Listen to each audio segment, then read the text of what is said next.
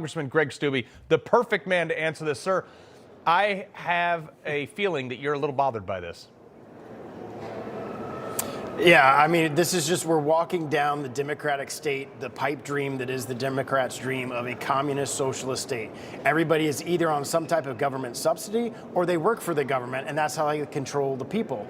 We've seen it even here in the House when Pelosi was Speaker. She busted all the caps for all of our staff. She increased by like $400,000 the amount that you can pay staff. So just in the House, you've seen it when Pelosi was in control. But that's absolutely, I mean, this is the long game they've had since Obama, is to get as many people in government as possible or on government subsidies and then increase their salaries. Yeah, 100%. And the national average right now is about $60,000 a year for Q4 of 2023. So, I mean, is it reasonable, sir, maybe state, maybe federal, I don't know what the thing is, to propose some sort of bill that with rare exception that the salary cap should be the median income of America? Yeah, that's a great idea, actually, especially in districts like mine, where I have a low to middle income part of my district, where probably the average family of four is at $60,000 a year. And what we need to do, and Trump tried to do this, but obviously he only had 4 years to do it, and when he gets 4 years again, he'll be able to do it, is push some of these agencies out of Washington, D.C.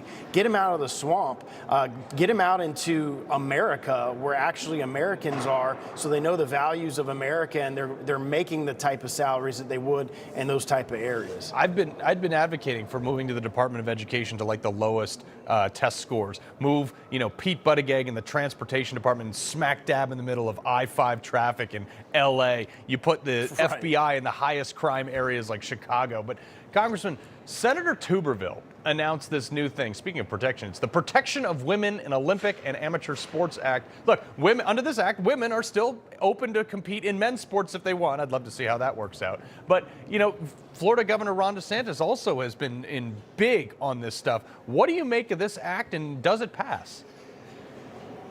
Yeah, we passed a bill that I had that protected women's sports early in Congress. It was one of the things that was part of our platform if you gave us the majority. And of course, it's sitting in the Senate. And I'm working with Senator Tuberville on the House side to pass this bill. It's going to get marked up next week in the Judiciary Committee because the USA Boxing came out with a ridiculous rule that trans women or biological men could compete in women's boxing, which is just absolutely insane. And it's really a sad day in our country where we have to pass laws to say, hey, biological men can't compete with women on sporting fields or in boxing or in MMA. We have some jurisdiction over the Olympic Committee, and so we filed this bill, and I think it'll pass the House. It's going to get marked up next week, but unfortunately, it'll be interesting to see how many Democrats, if any, vote for it, and then it'll go to the Senate and die. But at least the American people can see where Republicans are and the majority of Americans are to protect women in sports. I mean, noble concept that we somehow don't want men.